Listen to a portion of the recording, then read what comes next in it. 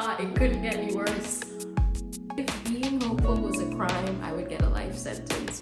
I was giving out 5 stars like that over meme. Hi guys, so if you watched this video of mine, you would have seen me building these bookshelves and organizing all my books on here. But since then, I've added some things to the little book space and I feel like I've made it a little bit more cozy. I got this chair and I have my blanket, my pillow on there. I also got these rugs. I just wanted something soft under my feet. This leopard one, honestly, I just thought it looked cool. I liked the shape of it and the pattern of it. And I got these 2 little tables for like if I have a drink or something. Honestly, probably going to use it as a footrest as well, just because I'm gonna get real comfortable in here. I also have this lamp here, which is out of convenience and not because it's cute. At night, I like to take off all the overhead lighting and have a soft, dimmer light. I'm honestly looking for recommendations for how I should get lighting in this space. I was thinking about getting those battery operated like candles, not real ones, obviously, like for the shelf, and putting them all over, and that would help to light up the space so that I can actually read my books, but also like keep the lighting very dim. Yeah, if you have any suggestions with that, I would love to hear it. Anyway, what we're doing right now is I actually wanted to fill up some of these shelves over here that are completely empty. As I said, if you watched that other video of mine, you would have known that there were some technical difficulties, which led to them sending me a whole new bookshelf. I wanted to spread the books around a little bit so that they aren't just completely empty. Also, now that I've put the chair here, like the bottom shelf over here, you can't even see it anymore. So definitely gonna move those. I feel like when I'm putting up my books for the first time and all of the books are just on the floor, it's so hard to know where I want things to be and what to do with them now that they've actually been on the shelf for a little bit. I feel like I can get a better idea for rearranging them. I also just need to rearrange my books every month after reading like 7 to 10 books in a month. Like I need to find places for them, and so yeah, that's what we're about to do. I don't really have any ideas of what I'm gonna do other than moving that bottom shelf, and also the way that Heartstopper is stacked here just has a shelf on its own. Like that's just because I have so much extra space, but I was thinking about doing this for like maybe Abby Jimenez or Emily Henry books. Like right now, I think I have 7 Abby Jimenez books and I think I have 6 Emily Henry, so I'm thinking about giving them their own shelves. We'll see. Okay, so I filled up over here a little bit and the entire bookshelf looks a little bit sparse because this is a lot of space, and I'm grateful for the space because as I live here, it will fill up on its own. I also just completely emptied out this shelf, which kind of looks odd right now, but last month I realized this shelf kind of became randomly what I read in that month, and it was easy for me to like just pick them up and do my wrap-up. So I am gonna continue to do that. Whatever I read for May, I'm just gonna start stacking them here, and then when May's over, I'm gonna remove them, and so I have space for like June and so on. So yeah, this is empty and it looks kind of odd right now, but as I read books in May, that'll naturally fill up. I feel like it was just convenient to have that empty space to put my monthly reads right there. So ignore that. So yeah, this is my book space. I feel like the only thing I would do is add some like floor cushions right here because I do love to sit on the floor. No matter if I have a chair or not, I just always find myself sitting on the floor. So I'll probably add some floor cushions, maybe a little centerpiece or something for the little table here, but yeah, I'm pretty much done. The only thing that I would like some advice on is lighting. What should I do? Should I get those battery operated candles? Let me know if you have any ideas. Also, for the smaller table that I have, I'm thinking about putting my monthly TBR on that table so that it's always in my eyesight. I feel like last month was the first month I had my monthly TBR that I chose for myself. I just had it up here and it was kind of never in my eye line, and I kind of just forgot to read those books. Like I only read 2 books from my April TBR that I made for myself, and it wasn't even like I didn't want to read them. I kind of just forgot. So speaking of monthly TBRs, my May TBR, I chose it and I feel like it's a good one this month. So Wild Dark Shore, The Correspondent, and the names are all books that are going to be in a reading vlog, and I feel like it's going to be a good one. Tom Lake, this is a book that I said I wanted to read in spring, and I feel like May is my last chance to read it. Definitely going to get to it, and also immersive, read it, listen to the audiobook because Meryl Streep is the one that narrates it, and I feel like that would be really fun. This book, Name Your Price, is a book that's been on my TBR for a really long time, and I chose it at random. I kind of don't even remember where I got it. Sometimes when a book is just there on my TBR, it's like, okay, well, you bought it, you wanted to read it at one point, like maybe you should get to that. And this is one of those. It's my current read. I actually am getting to it. It's just so random. It's a very like cheesy classic rom-com, and it's like nothing that special, but it's like fine, it's fun. It's just so random that I literally don't even know where I got this, when I got it, but here it is, and I'm finally reading it. So it's on the May TBR. It's already May. I decided to start with this because I kind of feel like if I didn't get to it, I wouldn't. And the last book on my TBR is the most important one. It's the one that you chose. Basically, I decided to put up a poll, and I don't know, I've been loving a poll recently. It's so interactive and fun. Sorry if they're annoying. But I put up a poll asking you to pick a book for my TBR, and I did choose 4 at random that I had on my shelf for a while, hadn't gotten to, can't decide for myself.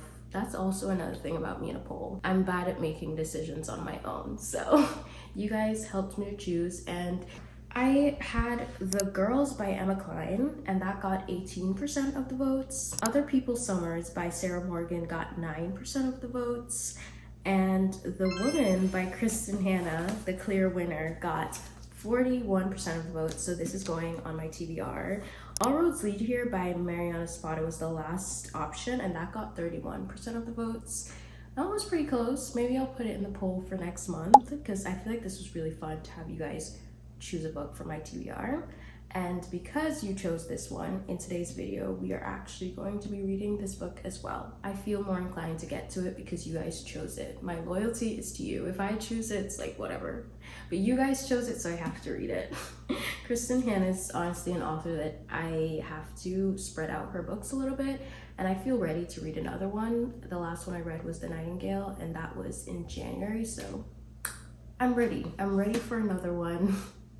I'm ready for the pain. This is mainly why I wanted to show you guys my May TBR, so I can let you guys know what one, and I can show you I'm reading it. I'm dedicated to you.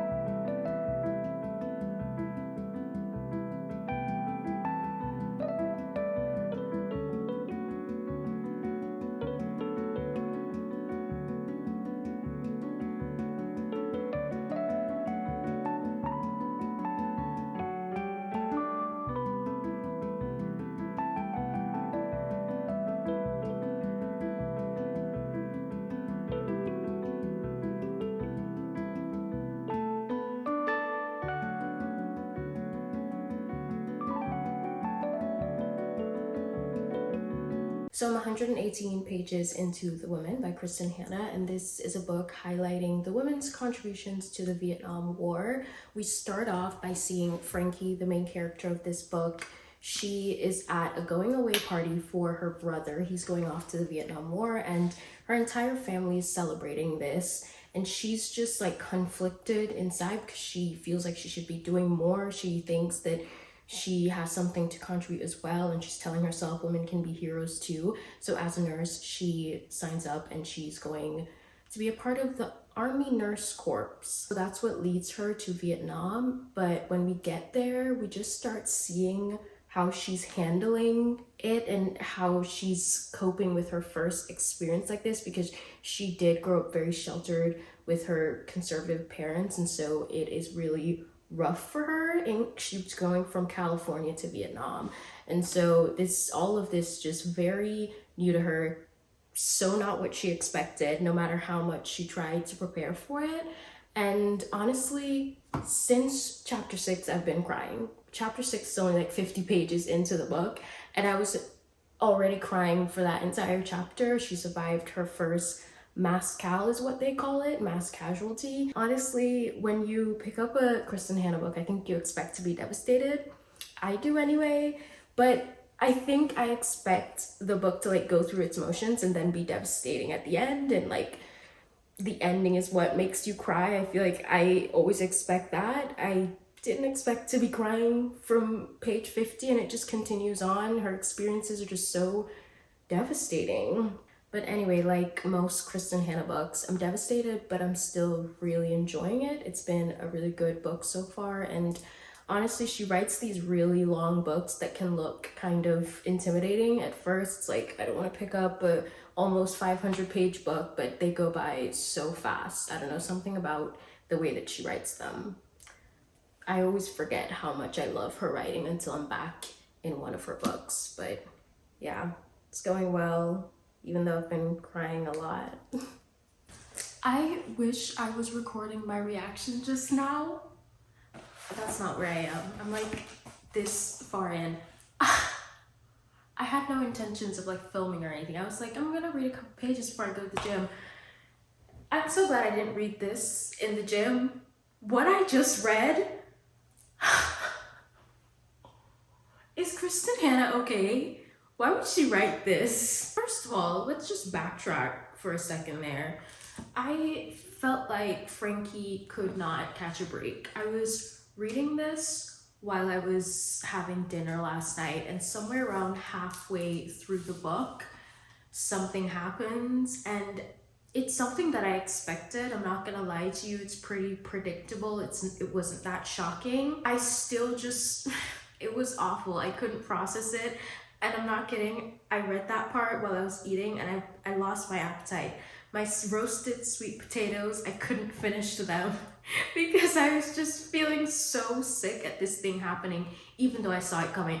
I saw it coming from like a point when they were happy, and then it was just like, I feel like something's gonna go wrong. The very few pages leading up to finding out something happens, it's very much predictable, but it still hits you so hard. And that's the thing about Kristin Hannah. It's like, she's not trying to be mysterious.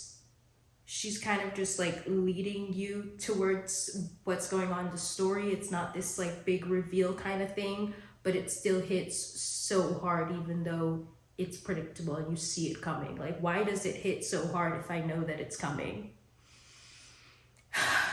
So there was that literally made me lose my appetite. And now I'm reading this part. I'm probably like 75%-ish into this, maybe. I don't know if I had to guess. Anyway, I really love the female friendship that is represented throughout this book. The woman that she met while she was serving and she continued to keep in contact with when she came home. I love them so much. Ethel, Barb, I love their trio. Frankie, Ethel, and Barb.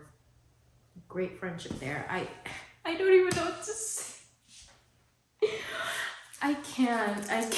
I don't want to read this anymore. It's just something after something. Guys, it got worse. It got worse in like a couple pages, just when I thought it couldn't get any worse. This is actually, I don't even know if I should laugh, cry, or scream. I think I want to do all of these things. What? I need to touch grass, actually. That's how you know the book is good though, when you just need to touch grass. So I finished The Woman, and honestly, since I made that update of like one major thing happening, it just kept going downhill from there. Like, that set the book up, and from there it just was thing after thing after thing for Frankie, and I'm just like, slow down, Kristin Hannah.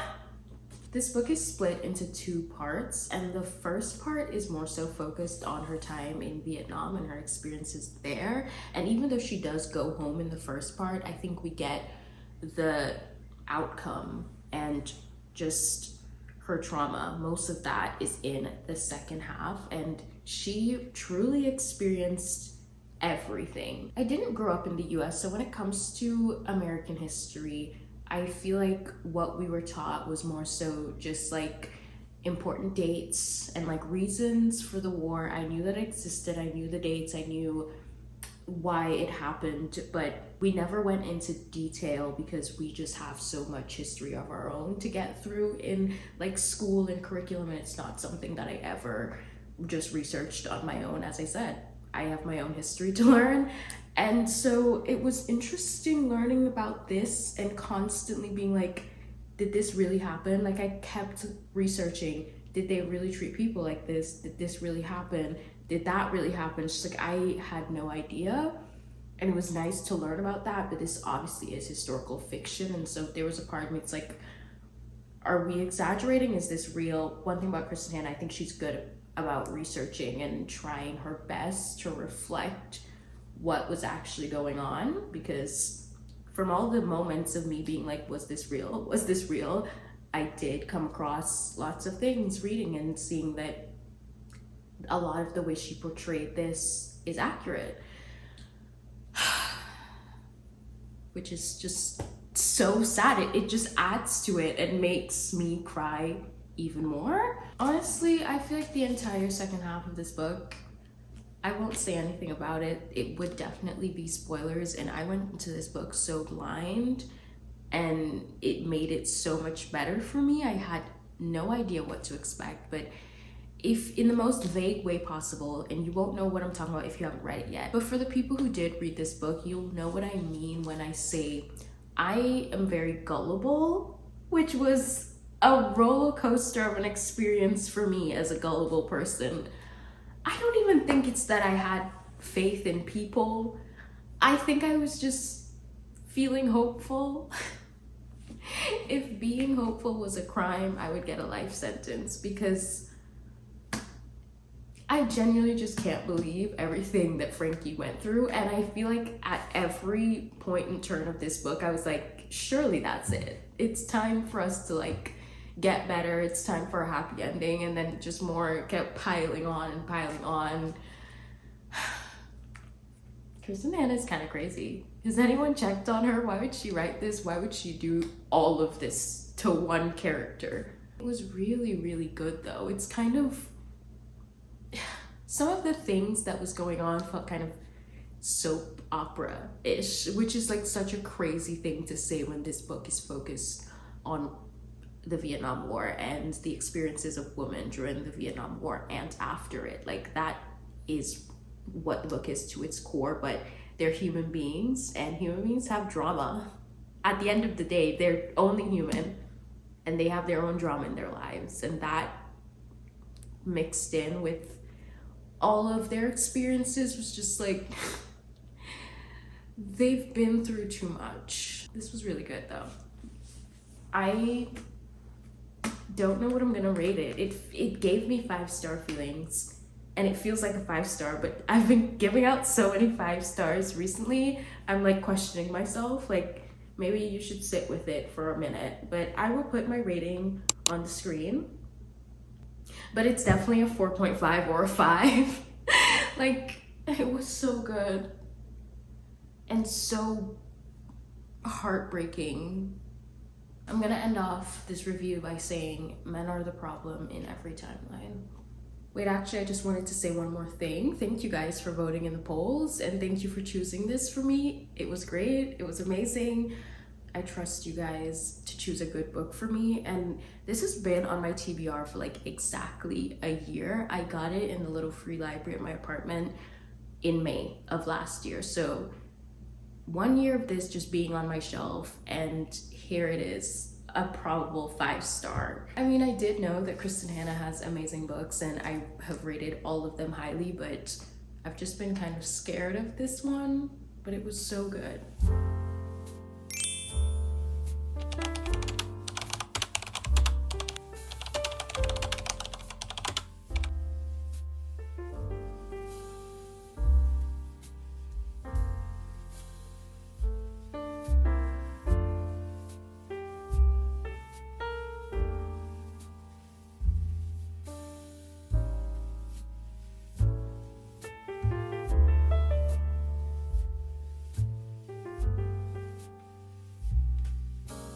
So April was actually a really good reading month. I was giving out 5 stars like that Oprah meme, and you know what? I deserve that because April was my birth month.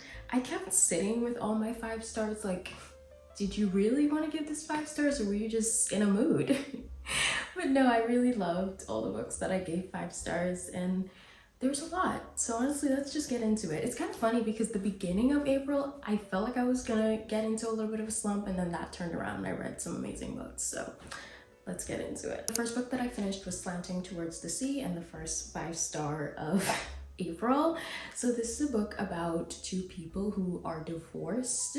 In the present day, this man and woman are divorced, but we also get to see lots of flashbacks of their all-consuming love and how they fell in love in college, and just we get to see all of that. But at the present moment, when it does flash back to the present, he is married to someone else and he has kids, but they're still in each other's lives. The story like gradually tells you how they got to this point and why they're still in each other's lives, because that's just weird. And also it shows you how these people are all still connected, and it's one of the most frustrating books I've ever read, but it's so good. The writing of this book is amazing. I have been talking a lot about how past and present timelines, the way they're written in books, sometimes it's done so poorly, and I feel like people rarely get it right, but it was done right here. I loved the way that it was written. But yeah, everyone in this book, I hate them all. They make poor choices. I think my Goodreads review was something like the whole crew is going to hell, and I stand by that, because what is wrong with everyone in this book? Anyway, I feel like it's hard to recommend a book that frustrates you so much, but like, I think I enjoy books like that. I enjoy a book that kind of challenges me a little bit, and I don't know, any kind of emotion from a book is good to me. And the writing is so beautiful, you won't regret it. There's also an aspect of this where they're growing up in Croatia, and we see so many years of Croatia changing, and yeah, they're just living in a country that's changing so much, and they're seeing and witnessing and experiencing all of the changes, which aren't always positive. And I think I was also reading this at a time where I was reflecting a lot on my hometown and thinking about like, should I go home? I'm feeling nostalgic, and do I stay here? And it just came at a perfect time. Perfect book for the perfect time. So yeah, this is definitely 5 stars for me, and I recommend it to everyone. I think going through it and finding out why this woman who is divorced from this man and would still be so much in his life, it was a journey. Loved it though, and summer's coming up, so I feel like this is a perfect time to pick this one up since it describes Croatia so well, and the beaches and all of that. So then I reread Book Lovers, which was a 5 star back then, still a 5 star. Honestly, I knew that I loved this one, but why was I shocked to myself? Like, I was reading this, was like, was this always this good? Book Lovers is about 2 people who are working in the publishing industry. Nora is a literary agent and Charlie is an editor, and they have to cross paths because of this, and they know that they don't like each other. They do this in New York, they have meetings and whatever, so they know that they don't like each other, but then Nora goes on vacation with her sister in this small town called Sunshine Falls, North Carolina, and she runs into Charlie there because that's actually his hometown. And so we see them in this small town constantly running into each other and falling in love. The main characters of this book discuss a lot of cliche romance tropes because they work in the industry and they like kind of poke fun at it, but they're also experiencing them for themselves. I feel like it's such a nice take on like, hey, all of these romance books, they have the same cliche tropes and I'm gonna throw them in your face as well, but we're gonna acknowledge the fact that they're a little corny, they're a little cheesy, but they're fun. So just sit back and enjoy it. And this just did that so perfectly. I love it. Obviously still a 5 star read. I'm so nervous for the adaptation of this because the way that Beach Read is going, the casting, I can't. Basically, I actually don't know her real name. That's so bad. I was about to say Phoebe. Her name's Phoebe. Is her name Phoebe in real life or in Bridgerton? I'm gonna put her on the screen and her name. I'm so sorry that I don't know her name. I really enjoyed her in Bridgerton. I think her name's Phoebe in real life. Her name's Daphne in Bridgerton. Okay, so Phoebe in real life. I'm sorry, I had to walk myself through it. So she got casted for January, and I think everyone was really excited.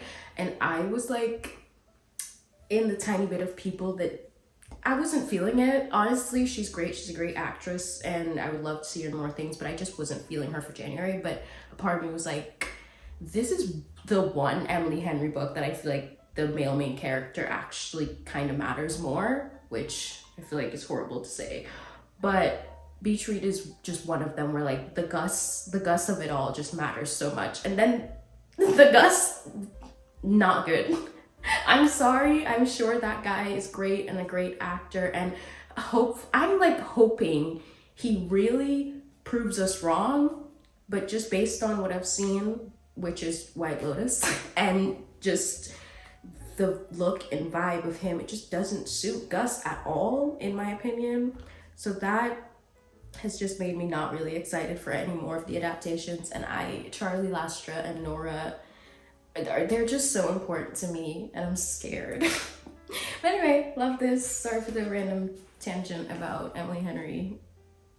I just love her work, her world. It's a lovely place to be in, and this one made me want to reread all of her books, because every time I reread one, it's like recency bias. I'm like, this is my favorite one, but like, no, it's not, right? Like, it's definitely Beach Read, right? Or it's definitely Happy Place. I don't know. I need to reread all of them. So next I read Almost Life, and this book is about Erica and Laure who meet in Paris, summer of 1978, and their love story goes on for decades throughout this book. It shows lots of changes in their personal lives, but also in the political climate. I love the setting of Paris in this book. It was so atmospheric, and it makes you want to go to Paris, go to art museums, read books in cafes, have little espresso shots. All of it is just so cliche, but as a tourist, you gotta do the cliche things, and I would love to go visit and read this book again. So I really loved that part of it. Also, this book has some really tender moments with the friendships, but also Laure had this moment with her father that just really got me. I didn't expect to cry at this book, and I did. Apart from the tender moments, this book is also really devastating. I mean, it's decades long, so much goes on, and yeah, we see them experience some ups and downs. Erica's character wasn't my favorite. She wasn't someone that I really enjoyed reading. She's not a perfect person, neither of them are, and I love reading that sometimes, but Erica was more so just a little bit annoying, and she felt so immature, I think, compared to Laure, and like just in the world that she was in at the time. I didn't love her. I mean, I didn't hate her or anything. I'm not like passionately hating on her, but she did just like bother me a little bit sometimes. Also, I didn't really like the ending of this book. And again, it's not one of those things where I'm like, I hate this so much and it like brought the rating down. It's more so like an artistic choice that the author made. And I just feel like if I was writing this book and I got to the point of 320 pages and I was like, okay, time to end it, I wouldn't have made that artistic decision. But I'm not the author. I'm not a writer. What do I know? But I just didn't enjoy it. I didn't enjoy the choices that she made and how she decided to end the book. I don't know. I just wish it ended differently. So it's definitely not perfect for me, but I still really enjoyed it. I enjoyed the writing, enjoyed the tender moments. Another book that made me cry, so 4 stars. The chapters of this book, though, are so incredibly long. I don't know if that adds anything to this review, but just you know. Okay, so around here is when I thought I was gonna get into a book slump. The next book I read is In Her Own League by Liz Tomford, and this is a Windy City series spin-off. It's about Reese, who's the owner of a baseball team, and Monty, who's a coach of that same baseball team. So she is his boss, and they can't be together because of this. She just is also the first female baseball owner. I don't know if in the league or that specific team, but she's the first, and so many eyes are on her, and people are being so judgmental and misogynistic, all of that. So there's just so much pressure, and dating the coach, the person that works for you, would just like cause too many problems, so there's lots of tension because of that. This book is such a weird one for me because I really liked the beginning of it. Like, I was really excited. I went into it and I was like, this is going so well. And then the middle part of it, I just didn't love. And then the end, I really liked it as well. Like, I ended on such a high. I almost was like, is this a 4-star read? And I'm like, no. Remember the middle part, you weren't having that great of a time.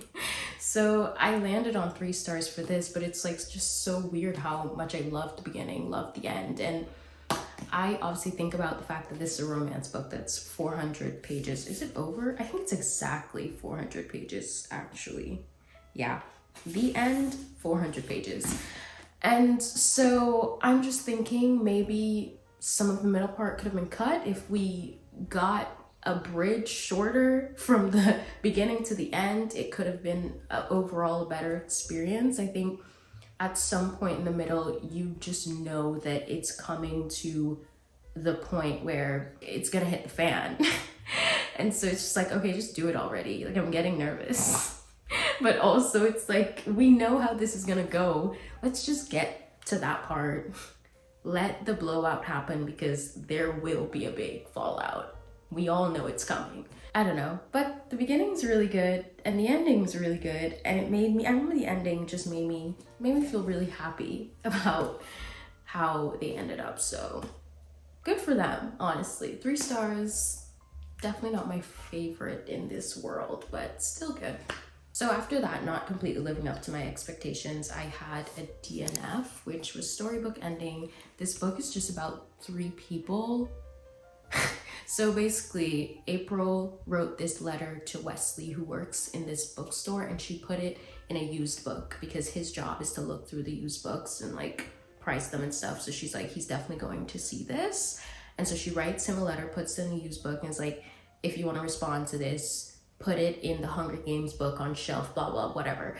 But the person that actually finds the letter is Laura, and she responds and puts it in the Hunger Games book. And so they end up talking to each other back and forth, but they both think they're talking to Wesley. It's just a boring book. That's all I could say about it. That's what the book is about, and I thought it would be more interesting. I don't really like the way that it's written, and I literally, in the middle of a chapter, just DNF'd it right here. And I don't know if I'll go back to it. Maybe I'll get curious, but I'm not really feeling it. Okay, so the next books are the point of the month where I was just having the time of my life, and like we really turned it around from thinking I might be in a book slump with this like book that didn't live up to my expectations, and then the DNF, but it got turned around. Yesteryear. I feel like the book that everyone is talking about. You've probably heard this a million times. It's about a trad wife influencer who ends up waking up in 1855, and she has to live the life that she's promoting online. And she obviously can't handle it. This book is very bingeable, very addicting. I constantly needed to know what was gonna happen next. I never wanted to put it down. It's also the type of book that you can picture so perfectly in your head, and I was so happy to find out that it will be a movie, and Anne Hathaway bought the rights, so I'm excited for that. I think this is a very, very interesting read. I feel like if this book challenges you a little bit, you can reflect on that, maybe figure out why it challenges you, but I think it's pretty good. I think it's entertaining. So I think the only downfall for me why it's 4.5 and not 5 stars is that has 3 different parts, and this part right here is part 3, the future, and basically that's the part where it gets wrapped up, all the reveals happen, we find out what's really going on, and I just feel like that was too short. I think it should have started wrapping up earlier because it did feel like a rushed ending, but overall, still a really, really good book. I was very entertained, and I wish that I had a book club to read this with because it's just so much to talk about when it comes to this book. So up next is The Night We Met by Abby Jimenez, and basically this is about Larissa and Chris, who have mutual friends. So they end up at this concert at the same time, and that night Larissa got offered a ride home from both Chris and Mike, and she chose Mike. It was just like random, let me get a ride home with Mike. She ends up dating Mike, Mike turns out to be her boyfriend in this book, but Chris, who is Mike's best friend, ends up also being friends with Larissa, and they end up sharing a dog together because they found a dog and they were like, we need to save this dog. So that's how they see each other a lot, but they also see each other a lot because they're in the same friend group. Mike is Chris's best friend and that's her boyfriend. So they're just constantly around each other and they built a friendship themselves as well. This book has very classic Abby Jimenez writing. There's lots of funny moments, there's lots of heartbreaking moments, some heartfelt moments, and I just feel like everything I love about her writing was in here. The topic at hand is so problematic. And trust me, I don't love books like this, like romance books where the main character or have a significant other already, and it's even worse that it's his best friend, but it's just such a process that you see them go through. I think one, the fact that they never crossed any lines whatsoever, really, which like it's the bare minimum, but it really helped me to be okay. They genuinely just had such a good bond and a good friendship. And two, most of the time that they were together anyway was Mike's fault. Like Mike was quite literally sending him to date, sending his best friend to date his girlfriend. Like, who set that system up, Mike?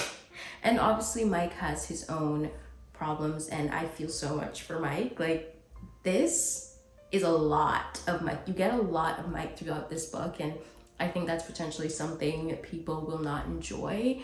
But I don't know, I loved hearing about him and knowing that he's gonna get his own book. I'm so ready for it, and I'm ready to see him heal as well.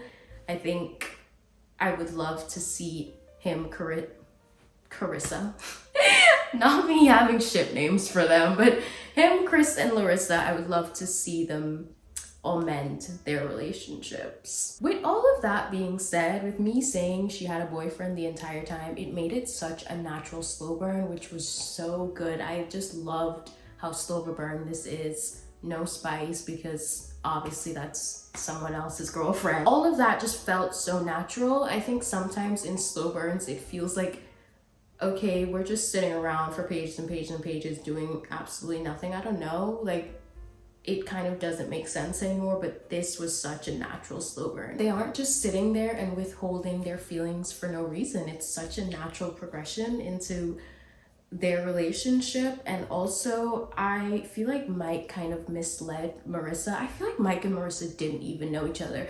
Whoever Larissa thought she was dating, she was basically dating Chris. And so that's just how I feel about it.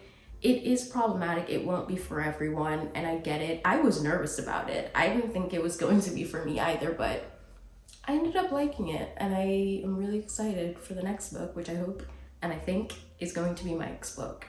Mike, you put me through the ringer in someone else's romance book, so I'm ready for yours. For the first time in a while, I stayed up to binge a book. Like, I don't do that. I don't play about my sleep anymore, but this is a book that I stayed up way past my bedtime reading because it was just so good. They're doing the gardening outside, and I feel like I'm so used to it that I don't even think like that could potentially be annoying for the video. But we've only got 2 more books to talk about. I'll try to be quick if that is annoying you. I don't know how well you can hear it. So Little Woman is the book that I finished next, and this book is about 4 sisters growing up during the Civil War, and we get to see how different they are. We get to see how strong their bond is, how much they love and admire their parents, specifically their mother. It's just so wholesome to me, and they have their ups and downs, but everything in this book still felt so hopeful, and I don't know, every time I picked it up, it was just so heartwarming and I loved it so much. We also get to see their experiences getting courted and getting proposed to and getting married, and we get to see the outcome and who everyone ends up with. The people that ended up together, it wasn't completely expected for me, but then, and I don't know if I was like 100% satisfied with it, but then I watched the 2019 version of Little Woman, and that movie, it started out in the future, like way in the future. When I clicked on it to watch it, I was like, why are we in Paris already? Like, none of this makes sense. We are like way into the book, but it did like flashbacks and stuff, and for some reason I feel like that movie helped me so much to appreciate the outcome of this book and who people ended up with. Like, it just made so much more sense. And I don't know, it's such a good aid to the book. Obviously the book is better, but it really helped me to accept that part of it, if that makes sense. I loved them both so much, and I loved that version of the movie. I didn't even know Meryl Streep was in it. I knew that Florence was in it. I knew that Timothy Chalamet was in it, Emma Watson. Like, it's just such a great lineup, and I feel like Timothy Chalamet, he peaked there. Like, he was so good in this movie. I loved it. I loved it a lot. I loved the book too. I had nothing bad to say about it. I remember though, there was a point where I was updating on this and I was like, it's just so nice and wholesome, and then something happened. I'm like, I could just cry, but you know, that is life. So this was another one of my 5-star reads. I have nothing bad to say about this book. The last book that I read in April is The Road to Tender Hearts by Annie Harnett, and this book is about an old man named PJ. He is going on a cross-country trip all the way from Massachusetts to Arizona, trying to reconnect with his high school crush. But before he starts this trip, he actually ends up being the legal guardian to 2 kids. And oh my god, there's so many connections to the people in this town. I'm trying to remember the connections. I think they were his brother's grandkids, I think, or were they? Yes, that's how it goes. He ended up being the legal guardian for these kids, and these kids are orphans. We learn about how these kids became orphans within like the first 40 pages of this book, and I was like, a lot's going on here. This book is such an interesting one when it comes to the writing, and I am comparing it a lot to Anxious People by Frederick Backman, because what they have in common is that they discuss such serious topics, but it's written in kind of a humorous way. And I think this type of writing is meant to be like, yeah, this is some really tough things, but it'll all be okay. And that's just always how I feel when I'm reading Anxious People, and it's how I felt when I was reading this as well. The writing to me is just like so similar. I will say though, even if you didn't like Anxious People, I think you would like this one more, because Anxious People is definitely more unserious, and it's like about a bank robbery hostage situation, and that situation just made it way more extreme. This is just a road trip with some lovely kids. On this road trip, his biological adult daughter also is with them, and we get to see their relationship. Like, it's kind of a rocky one, but we also get to see them mend this relationship. Everything about it is just so, it's just so heartwarming. I feel like I'm telling you a lot, but trust me, so much goes on in this book. I definitely am not giving anything away. I think you should just read it. PJ, the old man, he has his issues, but he has such a big heart. He needs to be protected. So yeah, this was definitely a 5-star read for me. Another one. But this is a book that I feel like I will think about for a really long time.